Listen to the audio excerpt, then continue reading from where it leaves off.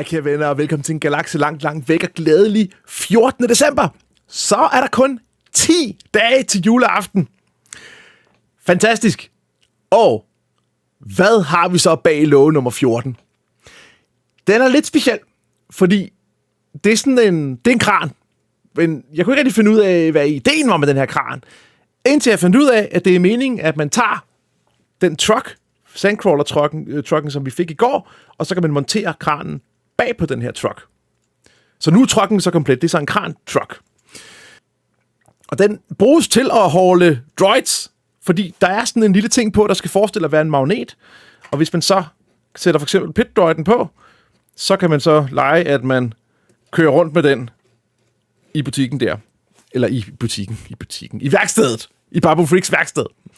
Og det synes jeg faktisk er ret fedt. Den måde, at lågerne sådan hænger sammen på. Ligesom vi har de her forskellige dele af Babu Friks værksted, som stille og roligt bliver bygget op. En ting, jeg faktisk synes er meget fedt ved årets kalender, det er, at alting er i det, man kalder minifigure scale. Og det vil sige, at alting er faktisk skaleret korrekt i forhold til hinanden. I tidligere kalender, der kunne man godt have for eksempel en figur af en Star Destroyer, som jo var kæmpe stor, men så havde den selvfølgelig i miniformat. Men her, der har alle figurerne, i hvert fald indtil nu faktisk, haft den rigtige størrelse i forhold til hinanden. Nå, der er ikke så meget mere at sige om dagens byg. Det er jo, så vidt jeg ved, ikke rigtig en model for Star Wars-universet, medmindre jeg tager fejl, og hvis jeg gør det, så vil jeg rigtig gerne høre fra jer i kommentarerne under videoen her. Nå, men jeg har et minde om Sandcrawleren fra da jeg var yngre, fordi jeg har nemlig spillet Super Star Wars, der udkom i 1992 til Super Nintendo. Og her var en af de første baner, det foregik både udenpå og inde i Sandcrawleren, og det var mega svært.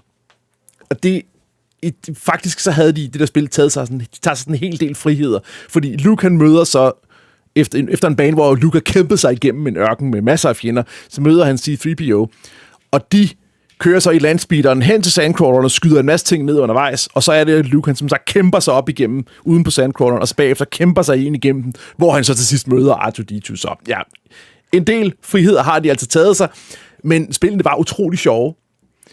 Det er nok svært for folk, der ikke har spillet dem dengang rigtigt, og måske finde glæden i dem i dag. Det kræver nok, at man har en lille smule nostalgi oveni her. For mig var den her trilogi af Super Nintendo-spil noget helt særligt. Nå, det var alt, hvad jeg havde for jer i dag. Jeg håber, at I synes, det var sjovt at følge med. Jeg håber, at I vil se med igen i morgen, hvor det er tid til at åbne endnu en låge.